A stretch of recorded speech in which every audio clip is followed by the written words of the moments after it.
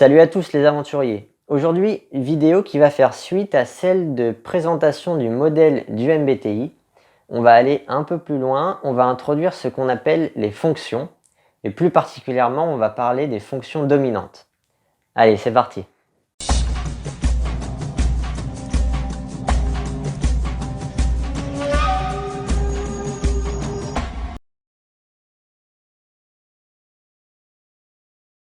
Donc, déjà une explication. Les 4 préférences que distingue le MBTI, je vous les remets sur la diapo, elles ont des influences entre elles. Elles rentrent en interaction en fait. Ça donne lieu à des fonctions. La fonction la plus importante, on l'appelle la fonction dominante. Donc les fonctions, ce sont les deuxième et troisième lettres. La deuxième lettre, c'est comment on recueille l'information, donc comment on perçoit le monde. Donc elle est liée à la lettre P. La troisième lettre, c'est notre prise de décision, notre jugement. Donc elle est liée à la lettre J.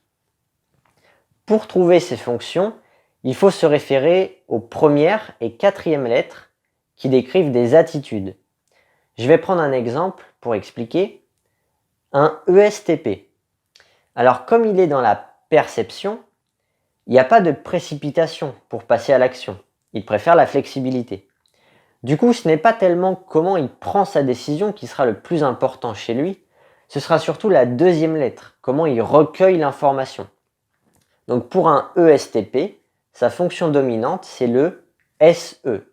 SE, ça veut dire sensation extravertie. Pourquoi SE? Parce que sa deuxième lettre, c'est S, et qu'il est extraverti. Donc ici, on voit la première règle pour déterminer la fonction dominante, c'est qu'elle est forcément en accord avec la première lettre. Un extraverti aura toujours une fonction dominante extravertie, et pareil, un introverti aura toujours une fonction dominante introvertie. Maintenant, je prends un deuxième exemple, un ESTJ. Comme il préfère J, il prend ses décisions tôt pour planifier sa vie.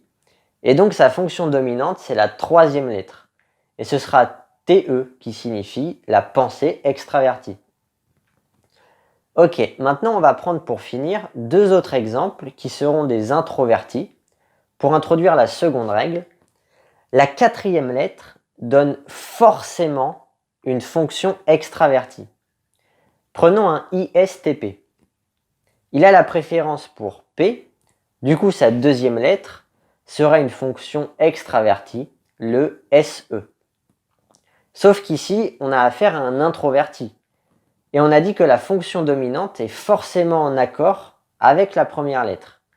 Du coup, ce sera donc la troisième lettre qui sera fonction dominante. En l'occurrence, TI, pensée introvertie. Et en fait, la sensation extravertie, ce sera ce qu'on appelle la fonction auxiliaire, la deuxième plus importante. Allez, enfin pour terminer, on va prendre un ISTJ. Sa fonction dominante, ce sera SI, donc sensation introvertie. Bon, en résumé, pour retenir les fonctions dominantes plus facilement, il suffit de regarder la combinaison des premières et quatrièmes lettres. Les EP et les IJ, ils vont avoir le S ou N en dominant. Et les EJ et les IP, ils vont avoir le T ou F en dominant. Bien, j'espère avoir été clair. C'est pas ce qu'il y a de plus facile à expliquer. Alors du coup, il existe 8 fonctions dominantes. On va se les prendre une par une en les décrivant et en les illustrant par des candidats de l'émission. On commence par le SE, la fonction sensation extravertie, qu'on appelle expérimentateur. Son mot-clé, c'est comment. Il est à la recherche d'expériences, donc c'est une fonction qui a besoin d'expérimenter, de vivre de nouvelles expériences. La fonction SE, ça donne comme capacité de vivre dans le présent, ce qui est au passage différent de ce qu'on appelle l'ici et le maintenant, et la capacité à trouver des solutions pratiques. Alors dans koh Lanta, ça va donner des candidats qui vivent l'aventure au sens propre, ils vivent pleinement, ils sont attirés par le côté aventure, avec une vision du jeu qui se concentre plutôt sur le court terme, puisque c'est le moment présent qui compte. Alors place maintenant à quelques exemples. cette fonction, elle va être dominante chez les profils ESTP et ESFP. Alors, en exemple d'ESTP, je penserai à Tony de la saison 3. Et pour un ESFP, je penserai à Loïc des 4 terres. Alors dites-moi dans les commentaires à chaque fois que je donne des exemples, si ça vous paraît plausible ou pas. Tony était à fond dans l'aspect survie. Et Loïc, il disait dans son portrait qu'il adorait les sensations fortes. Donc je trouverais ça cohérent. À chaque fois aussi, je vais faire un lien statistique avec l'énéagramme. Par exemple ici, c'est surtout les énéatypes 7 qui auront cette fonction pour dominante. Même si ici, c'est pas le cas, hein. Tony et Loïc ne sont pas des énéatypes 7. Bien, ensuite, on passe à la fonction SI, donc sensation introvertie, qui s'intitule banque de données. Son mot-clé, c'est quoi? Il cherche à accumuler des informations. Donc c'est une fonction qui donne la capacité à répertorier et trier les informations et à les comparer avec le passé. Autant la fonction SE vivait dans le présent, et bien là la fonction SI va préférer analyser ce qui était dans le passé. Donc dans koh Lanta, ça donne des candidats, je pense, qui vont utiliser beaucoup le passé pour savoir comment jouer. Même les stratégies devraient découler d'un processus d'analyse du passé qui va limiter la prise de risque pour se cantonner à des méthodes qui ont déjà fait leurs preuves. Aussi, il va y avoir l'envie d'une alliance où les contours sont clairs et précis. C'est une fonction qui n'aime pas le flou en fait, hein. Les infos sont stockées et classées. Et si on ne peut pas les classer, c'est perturbant. On retrouve les profils ISTJ et ISFJ qui ont la fonction sensation introvertie en dominante. Alors, en exemple ISTJ, je penserais à Sam. Et en exemple ISFJ, pourquoi pas Christelle. Voilà, donc il faut savoir aussi qu'en termes de fréquence, c'est la fonction dominante la plus présente dans la population. C'est-à-dire qu'un quart de la population sont dans ce cas-là, avec la fonction SI en dominante. Alors si je fais le lien maintenant avec l'énéagramme, on peut dire que la moitié des personnes qui ont la fonction SI dominante, c'est des énéatypes 1 et 6. Et les exemples que j'ai pris en témoignent, hein, si c'est le cas, hein, puisque Sam est assurément un énéatype 1 et Christelle me semble être une énéatype 6. Alors pour ceux qui se demandent pourquoi certains profils MBTI sont écrits en vert, d'autres en bleu, il y en aura d'autres en rouge et en jaune, c'est parce que j'ai gardé le code couleur des familles motrices, hein, pour ceux qui ont vu ma vidéo sur les préférences motrices. Comme ça peut servir de repère, hein. Et pour ceux qui ne l'ont pas vu, hein, je vous conseille bien sûr d'aller la voir. Donc ensuite, on passe à la fonction NE, intuition extravertie, qui s'appelle explorateur. Là, son mot-clé, ça va être pourquoi pas. Il cherche à explorer les possibilités avec ce besoin d'être en action pour explorer le monde. Il y a une capacité à faire appel à sa créativité et à impulser un changement. On dit que la fonction NE, elle essaye de deviner ce qui pourrait être dans le présent. Donc dans koh Lanta, premièrement, c'est des personnes qui seront à l'aise avec le changement et même peut-être contents qu'il y ait des rebondissements. Ensuite, avec la préférence pour la lettre N, on retrouve tout de suite une imagination plus développée que les S. Et ici, avec cette fonction, c'est une imagination qui se partage, qui cherche à créer un nouveau présent. On reste dans le présent quand même, hein. Donc c'est souvent des personnes assez bonnes socialement et qui peuvent prendre du plaisir à chercher des solutions stratégiques sur le court terme, dans le présent. Alors, le NE, c'est la fonction dominante des profils ENFP et ENTP. En exemple ENFP, je penserai à Maxine, la gagnante des armes secrètes. Et pour ENTP, je partirai sur un Laurent. Par ailleurs, parmi les énéatypes, il y a une surreprésentation des 7 pour le profil donc ENXP, donc soit ENFP, ENTP. Donc c'est pas étonnant de retrouver des énéatypes 7 ici, hein, comme Maxine et Laurent. puisque presque la moitié des ENTP sont des 7 et environ 40% des ENFP sont des énéatypes 7 aussi. Ensuite, on a la fonction NI qui s'appelle visionnaire. Son mot-clé, c'est vers où. C'est une fonction qui va imaginer les stratégies. Donc il y a une capacité à percevoir les liens entre les éléments et à les synthétiser dans une vision stratégique. Donc en fait, c'est une fonction qui devine ce qui sera dans le futur. Alors cette fonction va théoriquement donner des candidats avec une vision à moyen ou long terme, puisqu'il aime bien se plonger dans le futur. Ça devrait donner des candidats attirés par le côté stratégique du jeu, et à côté de ça, un besoin d'isolement aussi pour laisser apparaître les idées. Aussi, on a vu juste avant les profils les plus à l'aise avec le changement, puisque c'était des EP, c'est l'association de la première et la dernière lettre qui donne ça. Et bien ici, c'est pile l'inverse.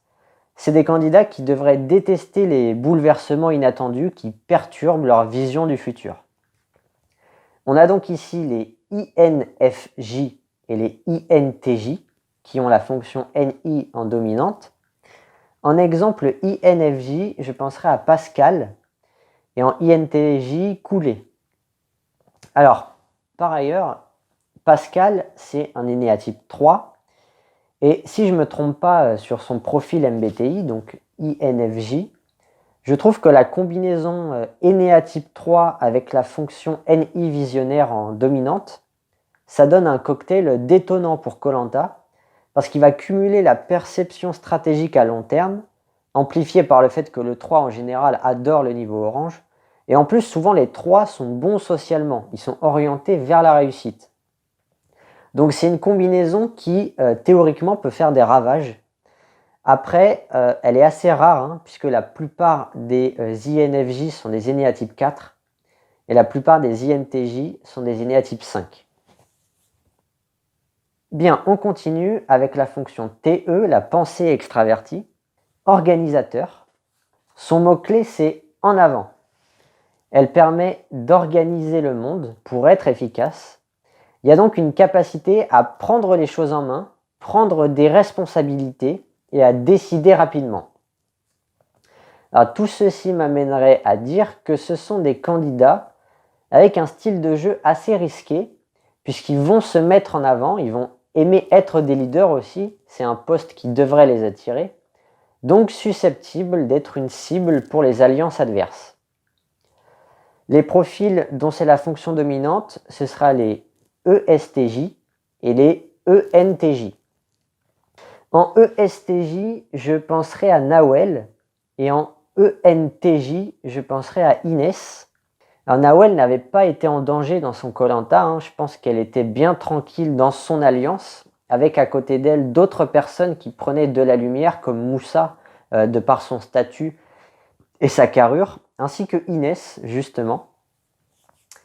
Alors, la pensée extravertie en fonction dominante, elle va être majoritairement composée des néatypes 1, 3 et 8. En l'occurrence, pour les exemples que j'ai pris, ça semble correspondre puisque Nawel était probablement une 1 et Inès une 8 de ce que je m'en souviens. Allez, on passe à la fonction pensée introvertie qui s'appelle analyste. Son mot-clé, c'est pourquoi. C'est une fonction qui pousse à analyser pour comprendre, pour savoir le pourquoi des choses. Donc il y a une capacité à analyser avec précision, à faire des études approfondies. Alors ça devrait donner des candidats très réfléchis, mais peut-être un peu renfermés dans ses pensées, donc théoriquement pas hyper bons socialement. Mais j'ai pris des exemples qui prennent un peu le contre-pied de ça. On a donc les ISTP et les INTP. En ISTP, j'ai pensé à Alexis de la saison 5 et INTP, Gilles, le gagnant de la saison 1. Alors peut-être que je me trompe après, mais dans les deux cas, c'est des candidats qui étaient bons socialement, malgré leur côté intellectuel et analytique. Et leur énéatype n'y est pas pour rien. Je pense qu'Alexis, c'était un énéatype 2 et Gilles peut-être un 6. Alors que c'est une fonction qui est dominante surtout chez les 5. Les 3 quarts des INTP sont des énéatypes 5 et un peu moins de la moitié des ISTP sont des énéatypes 5 également. Alors par ailleurs, j'ai dit que je me trompe peut-être parce qu'il y a approximativement 0% d'énéatype 2 qui ont la fonction TI en dominante. Donc voilà, quand on tombe sur des combinaisons très rares comme ça, en général c'est pas bon signe, hein. Donc peut-être qu'Alexis n'est pas un 2, ou peut-être qu'il n'est pas ISTP, ou peut-être ni l'un ni l'autre. Allez, il nous reste les fonctions de sentiment. On commence avec le FE, sentiment extraverti, qui s'appelle accompagnateur. Son mot-clé, c'est ensemble. C'est une fonction qui souhaite accompagner pour partager des choses. Cela induit une capacité à montrer de la chaleur, de l'attention et de la bienveillance envers les autres. Alors dans Koh Lanta, ça va donner des candidats qui capitaliseront beaucoup sur le social de qualité, hein, qui seront en interaction avec les autres, qui aimeront vivre en communauté.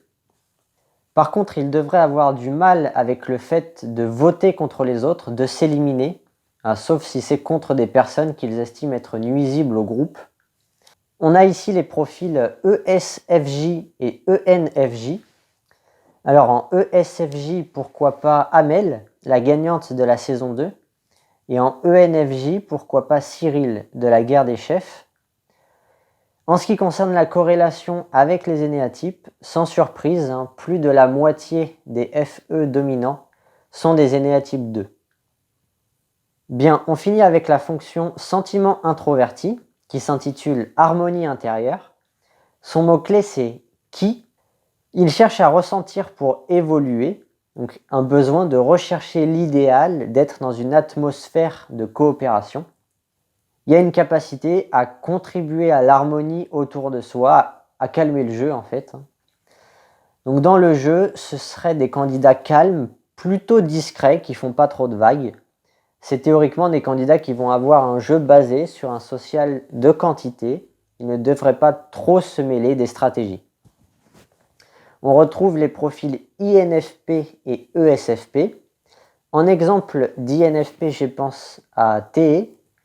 Et un exemple ISFP, je penserais à Alexandra, la gagnante des 4 terres, même si cette dernière était bien sensibilisée à la stratégie pour ce genre de profil.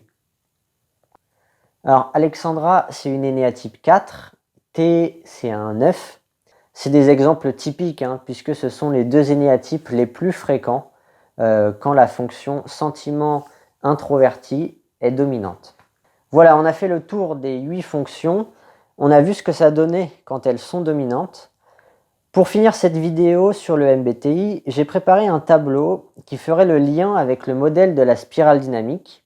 Alors, de la même manière que notre énéatype influence notre positionnement sur la spirale, c'est pareil pour notre profil MBTI évidemment. Donc j'ai essayé de voir quel profil était plus attiré par quel niveau d'existence. Alors c'est largement perfectible, il faudrait que je connaisse mieux le modèle du MBTI pour faire mieux. Mais bon, disons que c'est un premier jet. Alors rapidement, ce qu'on peut noter, c'est la corrélation entre SE et rouge, entre SI et bleu, entre NE et orange, entre TI et tous les niveaux d'expression du soi, et inversement, il y a une corrélation entre les fonctions de sentiment et les niveaux de sacrifice de soi.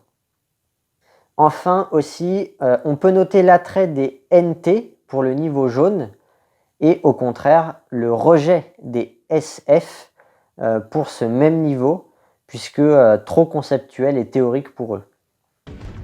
Bien, la vidéo va se finir là-dessus. Je vous remercie d'avoir regardé. Mettez-moi vos avis sur les profils MBTI des candidats dans les commentaires. Et je vous dis à la prochaine. Maratane.